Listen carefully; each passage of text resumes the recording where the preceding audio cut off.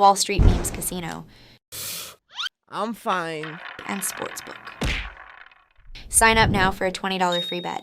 Just use the code IFLTV24. Sign up now. Terms and conditions apply.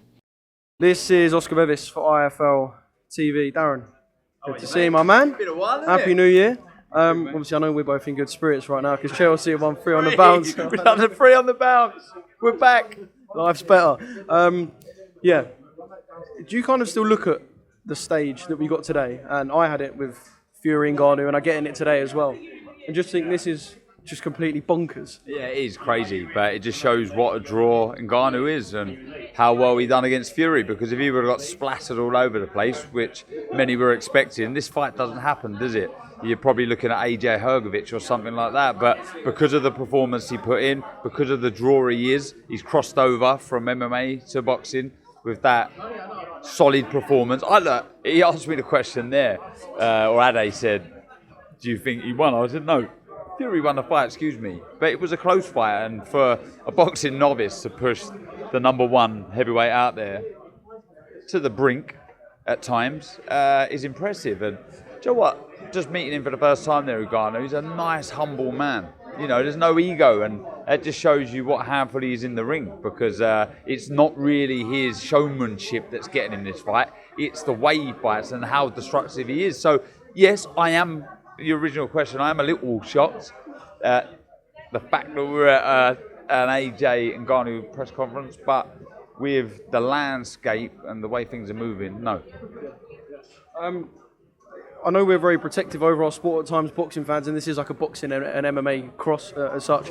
But it's a very boxing thing, or it has been a very boxing thing to just go, yeah, Fury took his eye off the ball anyway, and kind of give Ngannou his flowers, but not give him too much. Do that it was just an off night for Tyson sort of thing. Yeah, look, I do think he took his eye off the ball a little, Fury.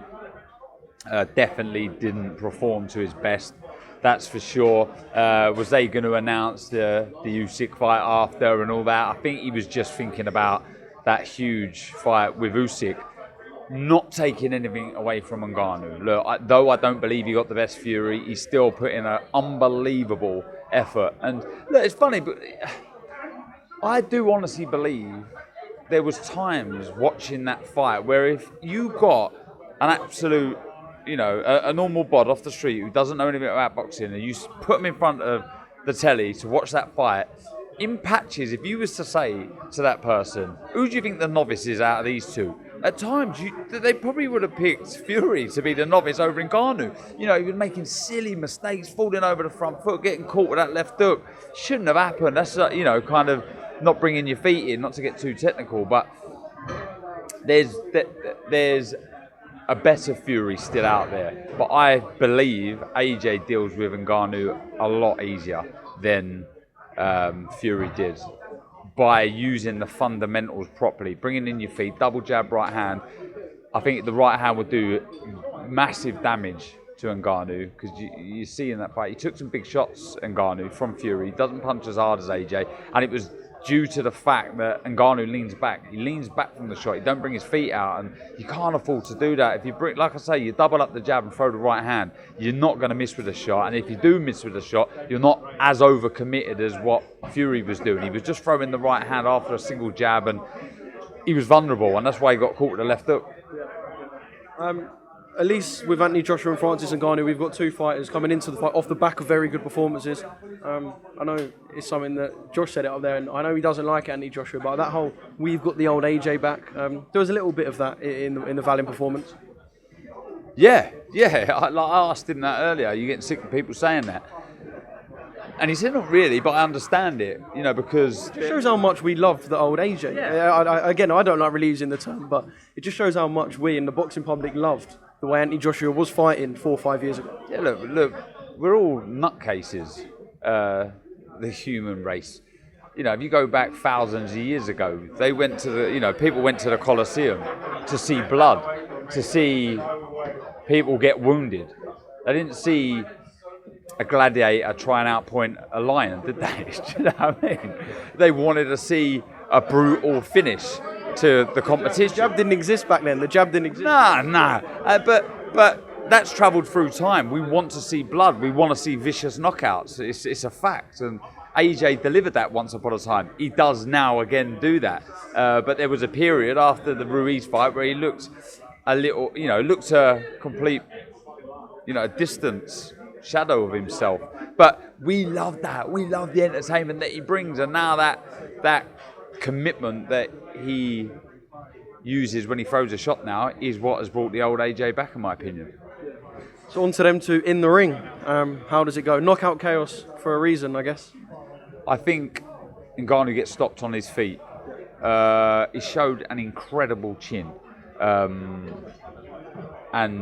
I was impressed with that. But AJ punches harder. He's the bigger one-punch, harder hitter between him and Fury, and I think he'll hurt Ngannou by bringing in his feet, the double jab, following up with the right hand, keeping it nice and simple. And I think, the referee or corner will come to the rescue of Ngannou. Late on, though, I do. Just one more thing in terms of this, whether it's like a logical move for Anthony Joshua's career. So yes, he'll want to beat Tyson Fury, and I guess there's something in that if you're going into an undisputed fight between the two. But when you've beat Franklin comfortably, knocked out Alanius, stopped Vallon, is it a logical move to then go and fight Ngannou? Or should, for his career, and perhaps him looking at being undisputed champion, should we have seen Joshua in with a Parker again, a Zhang? Yeah. Right, remember, this is prize fighting. Anthony Joshua's won the heavyweight title twice. He's ticked that box, though the goal still remains to be a three-time world champion. It's about money, and His Excellency is putting an awful lot of money on the table. This is the fight he's called for. So with that fight happening on Feb 17th, Fury Usyk, there's going to be a bit of a lag. What do? You take the fight where you can earn the most money, and fighting a guy that's 0-1 as a pro, you take that fight. So, no, I get it. I do get it. There's more risk in fighting the other guys, like a Parker again, a Hrgovic, when you can fight this guy, but really and truly, when you break it down, I know we said this about Fury, but Anthony Joshua will beat Ngannou. He'll make fortunes, and then the winner of Fury Usyk is there. Wall Street Memes Casino, I'm fine. and Sportsbook. Sign up now for a $20 free bet. Just use the code IFLTV24. Sign up now. Terms and conditions apply.